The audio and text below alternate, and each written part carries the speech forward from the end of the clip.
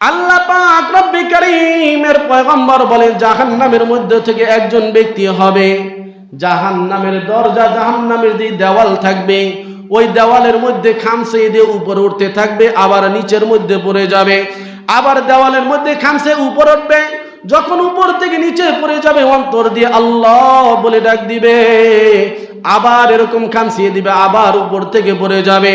আল্লাহ পাক রব্বে কারীম ওই বান্দাকে ডাক দিয়ে বলে, ও বান্দা, তুমি জাহান্নামে তোমাকে শাস্তি দিতেছি, কেন তুমি উপরে উঠতে চাও, তার কারণ কি? ওই জাহান্নামী ব্যক্তি বলবে, আল্লাহ তুমি আমাকে জাহান্নামের ঘোষণা করে দিয়েছো আল্লাহ, কিন্তু আমার মন চায় আল্লাহ যদি আমাকে তুমি এই দেওয়ালের উপরে আমাকে একটু বসায় দিতে আল্লাহ, এটা যদি তুমি করো আমার অনেক ভালো হতো, আমি আনন্দিত হতাম।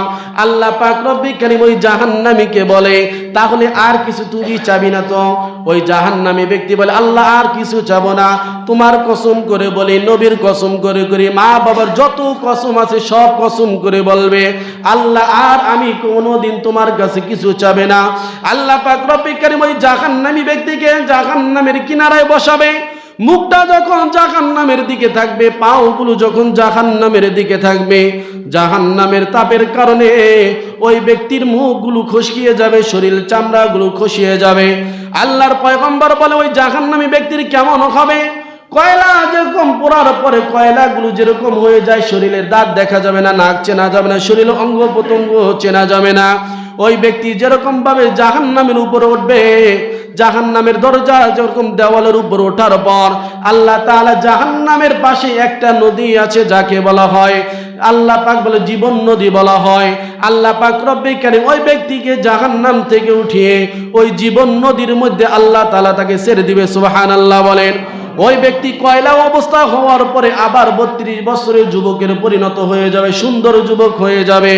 হয়ে যাওয়ার পর ওই জাহান্নামী ব্যক্তি যখন জাহান্নামের কিনারা বসে থাকবে, অনেকক্ষণ বসে থাকার পরে মনে মনে ডাকবে আল্লাহ, বলতে চায় আবার জবান দিয়ে বলতে চায় না, মনে মনে বলে আল্লাহর কাছে চাইছে, আল্লাহ যদি আমাকে দিছে জাহান্নামের কিনারায় বসার জন্য, আল্লাহকে যদি আবার ডাকি আল্লাহ কি না কি বলবে। এই কারণে লোকটা কথা বলে না, বারবার চেষ্টা করে বলবে না, কিন্তু হঠাৎ করে মুখ দিয়ে আল্লাহকে ডাক দিয়ে বলে, আল্লাহ তোমার কাছে একটা আবদার জানাই আল্লাহ। আল্লাহ বলে, কিরে তুই না কইছো তো আমাকে আর ডাকবি না কেন বলো? ওই ব্যক্তি ডাক দিয়ে বলে, আল্লাহ এই জাহান্নামের দিকে থাকার পর আমার মুখটা ঝলসিয়ে যায়, চামড়াগুলো খসে যাইতেছে আল্লাহ, আল্লাহ যদি আমার মুখটা একটু ফিরাইয়া দিতাও, পিঠটাও যদি লাগতো আল্লাহ, আমি অনেক খুশি হয়ে যাইতাম। আল্লাহ পাক রব্বি কারীম বলেন, আর তাহলে কিছু চাবি না, এটা তোর মনের ইচ্ছা? ওই ব্যক্তি বলে, হ্যাঁ আল্লাহ আমার মুখটা একটু ঘুরাইয়া দাও, আমি অন্য দিকে থাকবো, আমার পিঠ যেন পরে। আল্লাহ পাক যখন মুখটা ঘুরাইয়া দেবে, ওই ব্যক্তি অনেক দিন বসে থাকবে, আবার যখন হঠাৎ করে সামনে তাকাবে, সামনে দূরে দেখবে পিছের তো পড়ে যাওয়ার কারণে গোস্তগুলো খসে যায়, ওই ব্যক্তি সামনে তাকিয়ে দেখবে একটা গাছ দেখা যায়, আল্লাহু আকবার বলেন। একটা গাছ দেখা যায়, গাছের কিনারা নিচের দিক দিয়ে আবার পানির একটা নহর আছে। ওই ব্যক্তি অনেক দিন পরে আল্লাহকে মনে মনে বলবে, আল্লাহর কাছে একবার চাইছি, দুইবার চাইছি, এখন আল্লাহর কাছে কিভাবে চাবো? মনের মধ্যে একবার কয়ে চাবো, আর একবার বলে না চাবো না, একবার বলে চাবো, আর একবার বলে চাবো না। এরকম করতে করতে হঠাৎ করে ওই ব্যক্তি আল্লাহকে ডাক দিলেন, বলে আল্লাহু আকবার। ওই ব্যক্তি ডাক দিয়ে বলে, আল্লাহ আমার জাহান্নামের পিঠের মধ্যে আমার পিঠের গোস্তটা সরে গেছে আল্লাহ, আল্লাহ তোমার কাছে একটা চাই আল্লাহ, দূর ওই যে গাছ দেখা যায় আল্লাহ, গাছের নিচে যদি আমাকে একটু নিয়ে দিতাও, ওই গাছের ছায়া নিচে যদি একটা বসতে পারতাম, পানি যদি খাইতে পারতাম, আল্লাহ তোমার কাছে আর কিছু চাই না। আল্লাহু আকবার বলে। আল্লাহর কাছে বলে, আল্লাহ আর জীবনে কোনো কিছু চাই না, আর একবার আমাকে সুযোগ দাও, আর একবার সুযোগ দাও। আল্লাহ বলে, তাহলে তো আর কোনোদিন কোনো কিছু চাবি না? ওই ব্যক্তি বলে, না আর কোনো কিছুই চাবো না। আল্লাহ পাক রব্বি কারীম ওই ব্যক্তিকে জাহান্নামের কিনারা থেকে উঠিয়ে আল্লাহ পাক রব্বি কারীম ওই গাছের ছায়ার নিচে আল্লাহ তাআলা তাকে ছায়া দান করবে, সুবহানাল্লাহ। ওই ব্যক্তি আবার ছায়ার নিচে থাকবে, ঘুমাবে, পানি খাবে। অনেক দিন পর্যন্ত পানি খাওয়ার পর ছায়া নিচে থাকার পর হঠাৎ করে আবার সামনের দিকে তাকাবে।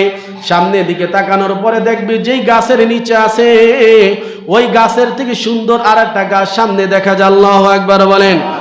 সামনে দেখার পর তার মনের মধ্যে আবার জাগ্রত হলো, আরে যদি আরেকবার আল্লাহ তাআলা আমাকে ত্রাণ দিত, আল্লাহ তাআলা যদি আরেকবার সুযোগ দিত, ওই আমি গাছের নিচে চাইতাম, ওই গাছের নিচে যদি একবার যাইতে পারতাম, আমার আল্লাহ যদি এই আমাকে অনুমতি দিত। এই কথা মনে মনে বলে, আবার মুখ দিয়ে বলে না, কারণ আল্লাহর সাথে অনেকবার ওয়াদা করেছে, ঠিক কিনা বলেন? কারণ দুনিয়ার মধ্যে আমরা কসম করি, কসমের মধ্যে কিছু জায়েজ আছে, কিছু না জায়েজ আছে, কিন্তু জান্নাতের মধ্যে যত কসম করা হবে সমস্ত কসম জায়েজ। সুবহানাল্লাহ বলেন।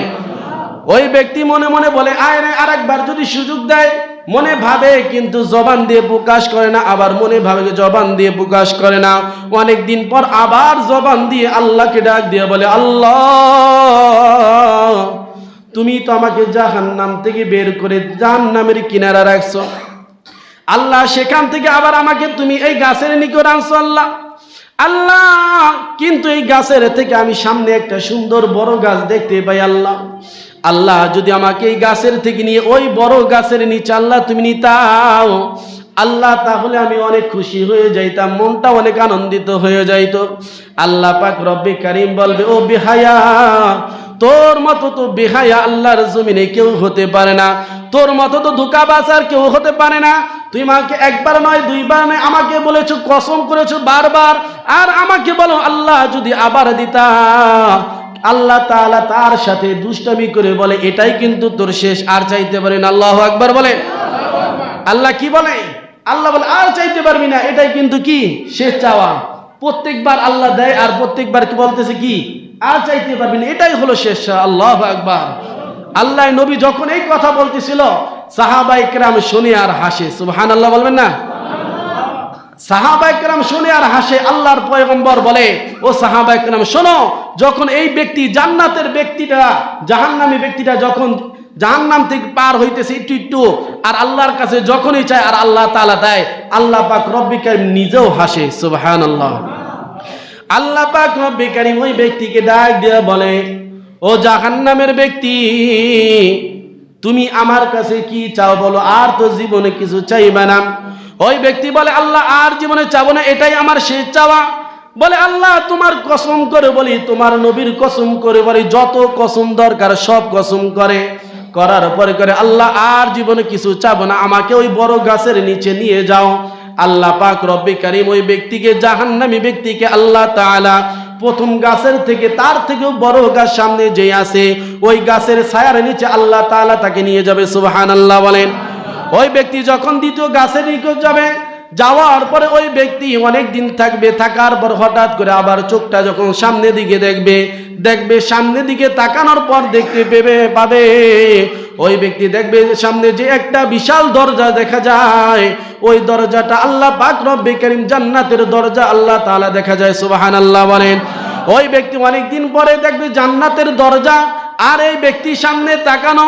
এখন তার মনের মধ্যে, হায় রে যদি জান্নাতের দরজার সামনে যাইতে পারতাম। আর মনে মনে ভাবে, না আল্লাহকে বলা যাবে না, আমি অনেক কথা বলেছি, আল্লাহ তাআলা দিয়েছে, আর যদি বলি যদি না দেয়। আল্লাহ পাক রব্বুল কারীমের কাছে বলতে চায়, আবার বলতে চায় না, আবার বলতে চায়। সামনে যদি জান্নাত দেখা যায় তাহলে কোনো মানুষ কি না বলে পারবে? আরো জোরে পারবে? জান্নাত কেমন এটা কি আমরা দেখছি? কারণ দুনিয়ার কোনো মানুষের চোখ দেখে নাই, দুনিয়ার কোনো মানুষের দিল দেখে নাই, কোনো মানুষের অনুভব করতে পারে না জান্নাতটা কেমন। সুবহানাল্লাহ বলেন। কারণ আমরা অনেকেই কাল্পনিক অনেক কথাই বলি, কাল্পনিক অনেক জিনিস দেখি, এমন হতে পারে, তেমন হতে পারে, এমন হতে পারে, তেমন হতে পারে। আল্লাহর পয়গম্বর যখন মেরাজে গিয়েছিলেন, আল্লাহ তাআলা আল্লাহর পয়গম্বরকে জান্নাত দেখিয়েছেন, জাহান্নাম দেখিয়েছেন।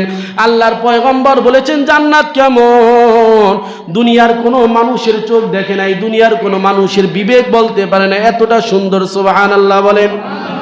আল্লাহর পয়গম্বর নিজেই বর্ণনা করে বলেন, ওই ব্যক্তি যখন জাহান্নামী ব্যক্তি যখন জান্নাতের সামনে দরজা দেখতে পায়, ওই গাছের থেকে একবার বলে আল্লাহকে বলি, আর একবার বলে না বলবো না, আর একবার বলি, আর একবার বলবো না। হঠাৎ করে তার মুখ থেকে বের হয়ে গেল, বলে আল্লাহ তোমার কাছে আমি আর একটা আবদার, আর জীবনে কোনো আবদার জানাবো না। আল্লাহু আকবার বলে। ওই ব্যক্তি বলে আর কোনোদিন আবদার জানাবো না আল্লাহ। আল্লাহ বলে কি আবদার বল, আর তো তুই কত কসম করেছে, আর কি চাস বল। ওই ব্যক্তি বলবে আল্লাহ আমার সামনে জান্নাতের দরজা দেখা যায়, আল্লাহ আমার মতো গুনাহগারকে যদি জান্নাতের দরজার কাছে রাখতাও, আল্লাহু আকবার বলে, বলে আল্লাহ আমাকে যদি জান্নাতের দরজার সামনে একটু রাখতাও, আমি তো জানি তুমি আমাকে জান্নাত দেবা না, জান্নাতের ভিতরে ঢুকতে পারবো না, আমি তো হলাম জাহান্নামী।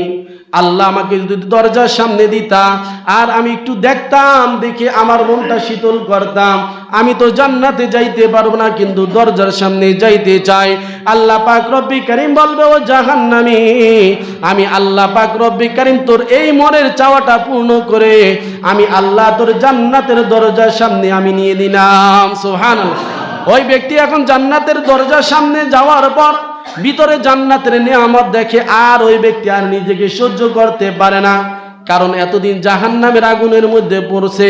কয়লা হওয়ার পরে যখন আবার নতুন জীবন পাওয়ার পর ওই জাহান্নামের সৌন্দর্য দেখার পরে পাগল হয়ে গেছে। আল্লাহু আকবার বলেন। পাগল হয়ে যাওয়ার পর ওই ব্যক্তি এখন নিজেকে আর স্থির করতে পারে না, আল্লাহকে আমার ডাক দিয়ে বলে আল্লাহ তোমার কাছে আমার এটাই আর আবদার, আর আমি কিছু চাই না। আল্লাহ পাক রব্বি কারীম বলে এ তুই কি আমার সাথে ঠাট্টামি করস? আল্লাহু আকবার বলে। আল্লাহ কি বলে? আমার সাথে ঠাট্টামি করো, দুষ্টামি করো। আর আল্লাহ পাক রব্বি কারীম মিষ্টি মিষ্টি হাসে। সুবহানাল্লাহ। এই ব্যক্তি একবার চায় আবার আল্লাহ কি দেয়, আবার চায় আবার দেয়। লাস্ট পর্যায়ে আল্লাহ পাকের কাছে যখন চায় বলে আল্লাহ যদি একটু জান্নাতের ভিতর একটু দেখবো, দেখার পর আবার কি আইসা পড়বো। আল্লাহ আল্লাহ তো মনে মনে জানে কোন রকম জান্নাতে ঢুকতে পারলে আর কোনো সময় কি হবে না, বের হবে না। যখন এই কথা বলে আল্লাহ পাক রব্বি কারীম বলে আচ্ছা তুই কি শুধু শুধু কি করবি, জান্নাতে যাবি আর তো আসবি না, ফিরে আসবি তো? আল্লাহ আল্লাহ পাক রব্বি কারীম বলে আমি আল্লাহ তোর ঘোষণা করে দিলাম তুই যা চাস এই মুহূর্তে আমার কাছে তুই যা চাবি আমি আল্লাহ তোর সব ইচ্ছা আমি আল্লাহ পূর্ণ করে দেব। এখন ওই ব্যক্তি পাওয়ার পরে যদি এখন আমাদের অবস্থা হয়, যদি আমাদের কোনো রকম ভাবে আলাউদ্দিনের চেরাগ পাই, কি পাই? আলাউদ্দিনের চেরাগ, ছোটবেলা গল্প শুনেছি। পাওয়ার পরে যদি আমাদের আলাউদ্দিনের দৈত্য বলে কি চাস বল, এখন তো আমরা কোয়া শুরু করবো আমার ঘর দরকার, বাড়ি দরকার, এটা দরকার, এটা দরকার, মাল দরকার, বলতে বলতে শেষ। এখন ওই ব্যক্তি যখন আল্লাহ বলছে তুই যা চাস আমার কাছে চা, ওই ব্যক্তি বলা শুরু করছে আল্লাহ এটা দরকার, সেটা গাড়ি দরকার, বাড়ি দরকার, আল্লাহ এটা এটা বলতে বলতে কি করা সব কিছু বলতেছে, আর আল্লাহ পাক রব্বি কারীম তাকে সব দিতেছে। সুবহানাল্লাহ। এখন বলতেছে বলতে বলতে বলতে বলতে এমন অবস্থায় আর তার কাছে কিছু নাই, কি নাই, আর কিছু নেই। আল্লাহ কয় কি রে আরো চা, আল্লাহ কি চাও, মান নাই কিছু। আল্লাহ বলে চা তুই যা চাস আমি আল্লাহ তাই দেবো, চা আর কি চাস? এখন বলে আল্লাহ আমার কাছে কিছুই নাই। আল্লাহ বলে তা শোন আমি আল্লাহ তোকে এখন ঘোষণা করে দিলাম এই মুহূর্তে আমি আল্লাহ তুই যা চাইছো তা তো কিছুই না, আমি আল্লাহ তোকে যেই দুনিয়ায় তুই বাস করেছো ওই দুনিয়ার 10টা দুনিয়ার বড় থেকে বড় 10টা দুনিয়ার সমান আমি আল্লাহ তোকে জান্নাত দান করলাম। সুবহানাল্লাহ। এটা হলো কি সর্বনিম্ন, সে যে জান্নাতি হবে তার স্থান হবে কি এই দুনিয়ার কয় দুনিয়ার সমান, 10 দুনিয়ার সমান আল্লাহ তাকে জান্নাত দিবে। সুবহানাল্লাহ। এই কারণে দেখেন এই ব্যক্তি যে লাস্টে যে ব্যক্তি কি করবে জাহান্নাম থেকে জান্নাতে যাবে, ওই ব্যক্তির অন্তরের মধ্যে সামান্য পরিমাণ ঈমান থাকবে। কি থাকবে? ঈমান। সামান্য বলতে জাররা থেকে জাররা পরিমাণ, জাররা বলা হয় যেরকম আমরা দেখি সূর্যের আলো যদি কি করা হয় টিনের ফাঁক দিয়ে যদি প্রবেশ করে